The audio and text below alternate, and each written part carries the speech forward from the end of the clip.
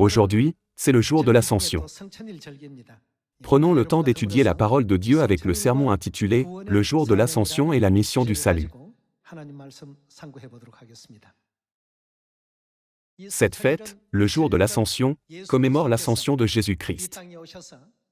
Il y a 2000 ans, il est venu sur cette terre, a terminé son ministère de 3 ans et demi,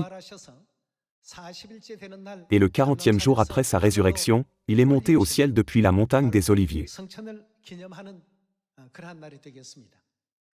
Voyons Actes chapitre 1 pour voir comment Dieu nous a montré cette ascension.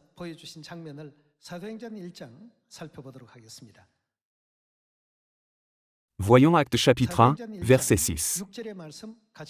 Dans le verset 6, il est écrit: Alors les apôtres réunis lui demandèrent: Seigneur, est-ce en ce temps que tu rétabliras le royaume d'Israël? Il leur répondit: Ce n'est pas à vous de connaître les temps ou les moments que le Père a fixés de sa propre autorité. Mais vous recevrez une puissance, le Saint-Esprit survenant sur vous, et vous serez mes témoins à Jérusalem, dans toute la Judée, dans la Samarie, et jusqu'aux extrémités de la terre. Après avoir dit cela, il fut. Que s'est-il passé? Il fut élevé. Il fut élevé pendant qu'ils le regardaient, et une nuée le déroba à leurs yeux. Et comme ils avaient les regards fixés vers le ciel pendant qu'ils s'en allaient, voici, 2 hommes vêtus de blanc leur apparurent, et dirent: Hommes galiléens, pourquoi vous arrêtez-vous à regarder au ciel? Ce Jésus, qui a été enlevé au ciel du milieu de vous, viendra de la même manière que vous l'avez vu allant au ciel.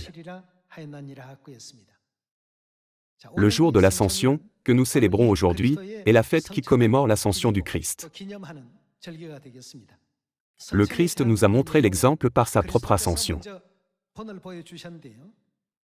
Il est prophétisé que puisqu'il est monté en chair lors de sa première venue, il reviendra certainement en chair lors de sa seconde venue. De plus, le Christ nous a exhortés à prêcher l'Évangile dans la Samarie et jusqu'aux extrémités de la terre. Le Christ n'avait plus un corps à 3 dimensions, mais il a été transformé en un corps à 4 ou 5 dimensions, et il est monté au ciel. Il nous a donné l'exemple qu'à l'avenir, nous serons nous aussi élevés au ciel comme le Christ. Voyons 1 Thessaloniciens chapitre 4, verset 13. Nous ne voulons pas, frères, que vous soyez dans l'ignorance au sujet de ceux qui sont décédés, afin que vous ne vous affligiez pas comme les autres qui n'ont point d'espérance. Car, si nous croyons que Jésus est mort et qu'il est ressuscité, croyons aussi que Dieu ramènera par Jésus et avec lui ceux qui sont décédés. Il est prophétisé qu'il ramènera avec lui des dizaines de milliers d'anges célestes au dernier moment. Voyons le verset 16. Car le Seigneur lui-même, à un signal donné, à la voix d'un archange, et au son de la trompette de Dieu, descendra du ciel, et les morts en Christ ressusciteront premièrement. Ensuite, nous les vivants, qui serons restés, que nous arrivera-t-il? Nous serons tous ensemble enlevés avec eux sur des nuées, à la rencontre du Seigneur dans les airs, et ainsi nous serons toujours avec le Seigneur. Consolez-vous donc les uns les autres par ces paroles. Ce jour-là, Dieu descendra du ciel, à un signal donné, avec la voix d'un archange, et au son de la trompette de Dieu, et les morts en Christ ressusciteront premièrement. Ensuite, qu'arrivera-t-il à nous les vivants? Comme le Christ est monté au ciel depuis la montagne des Oliviers, le jour où il reviendra, nous serons changés en un clin d'œil, et tous ensemble enlevés sur des nuées à sa rencontre, et nous demeurerons avec lui dans le royaume des cieux pour l'éternité. Dieu nous transmet ce message d'espoir par la Bible. Frères et sœurs, ne perdons pas un tel espoir. Peu importe à quel point notre vie sur cette terre est difficile et pesante, le jour où nous entrerons dans le royaume éternel des cieux n'est-il pas proche?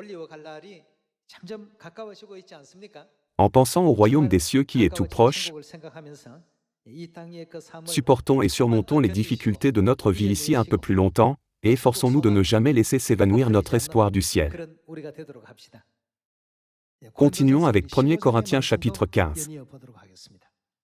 Voyons 1 Corinthiens chapitre 15, verset 50.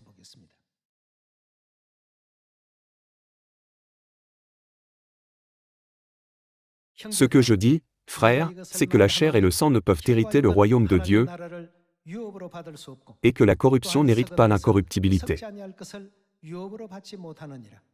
Voici, je vous dis un mystère, nous ne mourrons pas tous, mais tous nous serons changés, en un instant, en un clin d'œil, à la dernière trompette. La trompette sonnera, et les morts ressusciteront incorruptibles, et nous serons changés. Car il faut que ce corps corruptible revête l'incorruptibilité, et que ce corps mortel revête l'immortalité. Lorsque ce corps corruptible aura revêtu l'incorruptibilité, et que ce corps mortel aura revêtu l'immortalité, alors s'accomplira la parole qui est écrite. La mort a été engloutie dans la victoire. Ô mort, où est ta victoire? Ô mort, où est ton aiguillon? L'aiguillon de la mort, c'est le péché, et la puissance du péché, c'est la loi. Mais grâce soit rendue à Dieu, qui nous donne la victoire par notre Seigneur Jésus-Christ.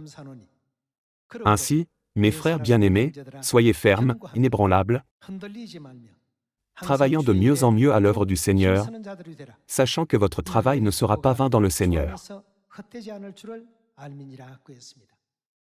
Les paroles dans 1 Corinthiens chapitre 15 et 1 Thessaloniciens chapitre 4, que nous avons lues tout à l'heure révèlent finalement la sainte volonté de Dieu pour nous. Comme le Christ est monté au ciel depuis la montagne des Oliviers,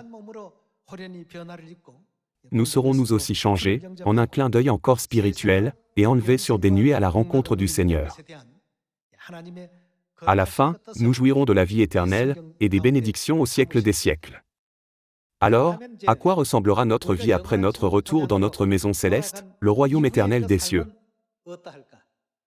N'êtes-vous pas curieux? Ouvrons Apocalypse chapitre 21. Voyons le chapitre 21, verset 1. Puis je vis un nouveau ciel et une nouvelle terre, car le premier ciel et la première terre avaient disparu, et la mer n'était plus. Un monde éternel et nouveau se déploiera sous nos yeux. Quel genre de monde est ce nouveau monde? Passons au verset 4. Il essuiera toute larme de leurs yeux, et la mort ne sera plus. Dieu a éliminé la mort dans le nouveau ciel et la nouvelle terre, c'est-à-dire le royaume éternel des cieux où nous allons. Il n'y aura plus ni deuil, ni cri, ni douleur. Pensez à toutes les souffrances, inquiétudes, angoisses, maladies et douleurs. Il est écrit qu'il n'y aura plus toutes ces choses. Nous n'en ferons plus jamais l'expérience, même si nous y sommes souvent confrontés sur cette terre. Il n'y aura plus toutes ces choses dans le ciel, car les premières choses ont disparu. Comme nous montrons dans ce nouveau monde, Dieu a condensé la joie et la gloire du royaume des cieux dans sa parole, afin que nous puissions la saisir plus facilement. Dieu dit, il n'y aura plus ni mort, ni deuil, ni cri, ni douleur. Alors, qu'est-ce que cela implique? Puisque ces choses n'existeront pas, il n'y aura plus que la vie éternelle et les bénédictions. Nous ne devons pas simplement nous focaliser sur notre vie éphémère sur cette terre, qui finira par disparaître, mais nous devons davantage contempler ce que nous ferons pour l'œuvre éternelle du ciel. Pour cette raison, quelle a été la demande du Christ dans Actes chapitre 1, quand il est monté au ciel? Soyez mes témoins dans la Samarie et jusqu'aux extrémités de la terre. N'est-ce pas ce qu'il a demandé? En ce temps du Saint-Esprit aussi, nous devons tous nous efforcer de répandre la gloire de Père Céleste, le Christ An-Sangron, et de Mère Céleste la Nouvelle Jérusalem, dans le monde entier. Aujourd'hui, examinons brièvement l'histoire de l'Ancien Testament concernant le jour de l'Ascension. Allons à Exode chapitre 19, verset 1. Le troisième mois après leur sortie du pays d'Égypte. Dans la Bible en anglais, il est clairement écrit « le premier jour du troisième mois ». Les enfants d'Israël arrivèrent ce jour-là au désert du Sinaï. Étant partis de Réphidim, ils arrivèrent au désert du Sinaï, et ils campèrent dans le désert. Israël campa là, vis-à-vis de la montagne. Moïse monta vers Dieu, et l'Éternel l'appela du haut de la montagne, en disant « Tu parleras ainsi à la maison de Jacob, et tu diras aux enfants d'Israël. » Le premier jour du troisième mois était le 40e jour après la traversée de la mer Rouge.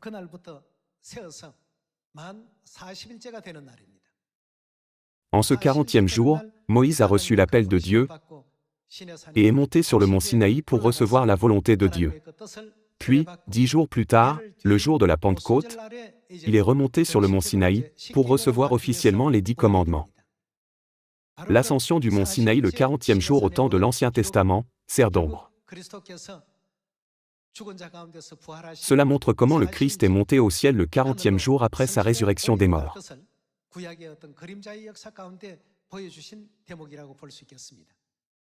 Au temps de l'Ancien Testament, Moïse est monté vers Dieu qui lui a dit « Empêchez les gens de s'approcher de cette montagne. Tous les gens doivent être sanctifiés.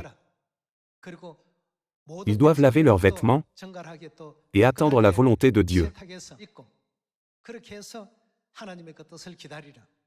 C'est ainsi qu'après avoir reçu diverses instructions de Dieu, il est descendu de la montagne et le 50e jour, il est remonté.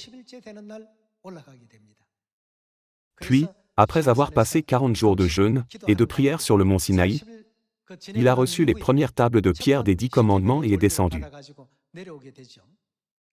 Toutes les œuvres de Moïse sont significativement liées au fait que nous célébrons.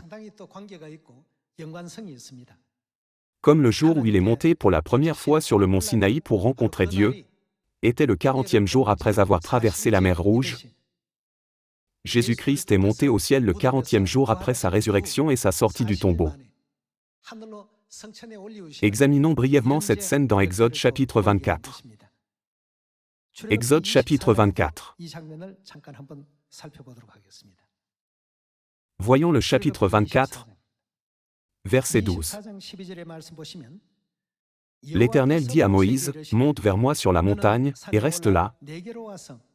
Je te donnerai des tables de pierre, la loi et les ordonnances que j'ai écrites pour leur instruction. » Dieu lui a promis les 10 commandements. Verset 13.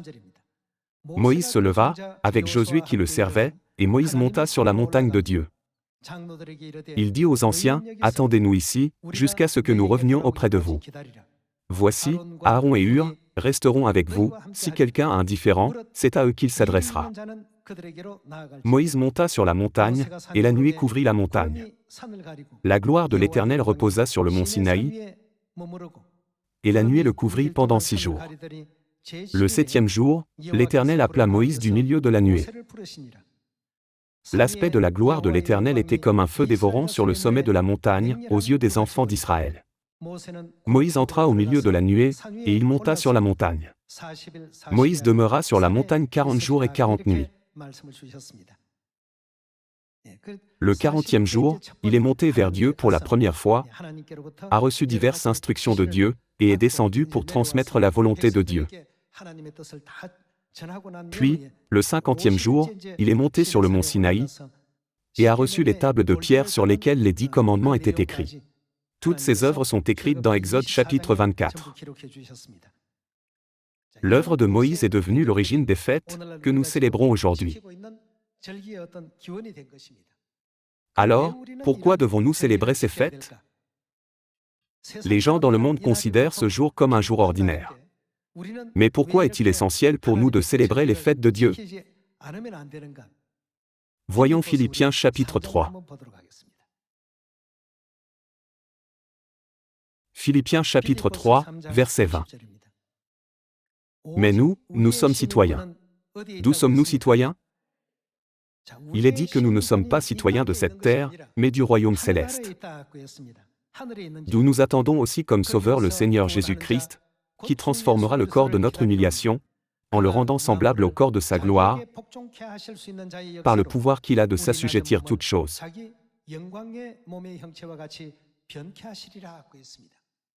Puisque nous sommes citoyens des cieux, ces fêtes ont une grande importance pour nous. C'est parce que dans ces fêtes se trouvent toutes les vérités que Dieu a préparées pour le salut de l'humanité.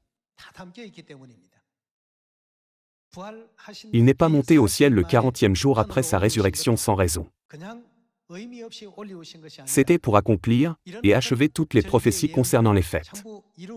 C'est pourquoi il est monté au ciel le 40e jour après sa résurrection, et le 50e jour, il a accordé le Saint-Esprit de la pluie de la première saison sur tous les saints de l'Église primitive.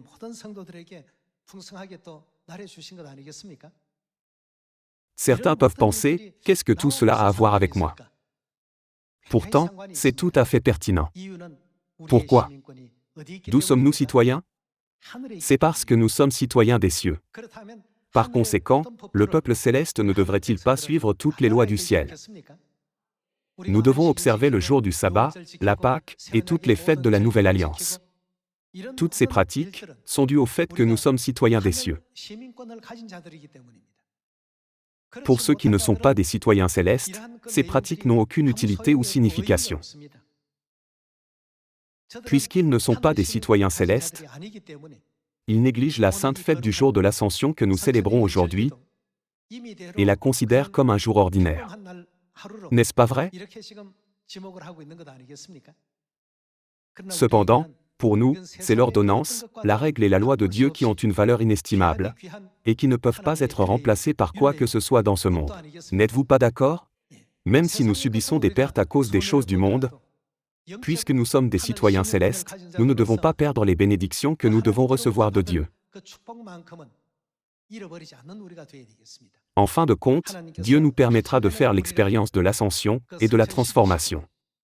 Après cela, en quoi nous transformera-t-il dans le royaume des cieux? Allons à Apocalypse chapitre 22.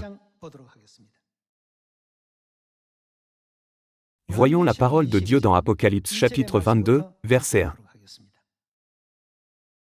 Et il me montra un fleuve d'eau de la vie, limpide comme du cristal, qui sortait du trône de Dieu et de l'agneau. Au milieu de la place de la ville et sur les deux bords du fleuve, il y avait un arbre de vie, produisant 12 fois des fruits, rendant son fruit chaque mois, et dont les feuilles servaient à la guérison des nations. Il n'y aura plus d'anathème. Le trône de Dieu et de l'agneau sera dans la ville. Ses serviteurs le serviront et verront sa face, et son nom sera sur leur front. Il n'y aura plus de nuit, et ils n'auront besoin ni de lampe ni de lumière, parce que le Seigneur Dieu les éclairera. Et ils régneront au siècle des siècles.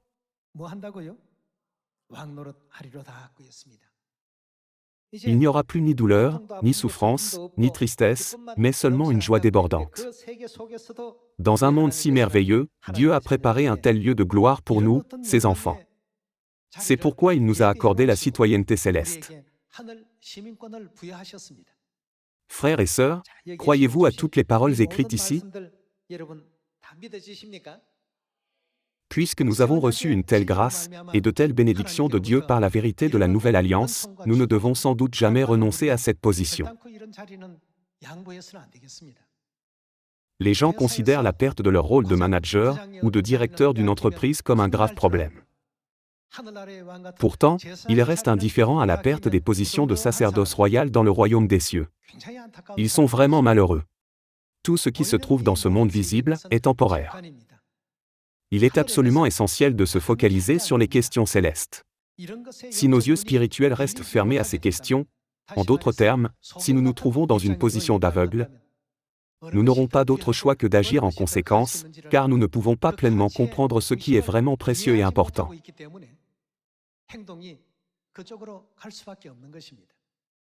Frères et sœurs, nous sommes des citoyens des cieux. Par conséquent, que devons-nous faire avec les commandements de Dieu?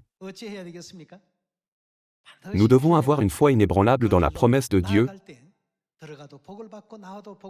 Tu seras béni à ton arrivée, et tu seras béni à ton départ.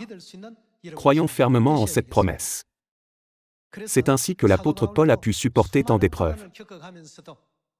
S'il s'était focalisé uniquement sur les désirs, la richesse et la gloire du monde, puisqu'il avait déjà beaucoup acquis, sa famille était riche, sa lignée était estimée, et ses prouesses académiques étaient remarquables, il n'aurait peut-être pas choisi le chemin de la souffrance aux côtés du peuple de Dieu.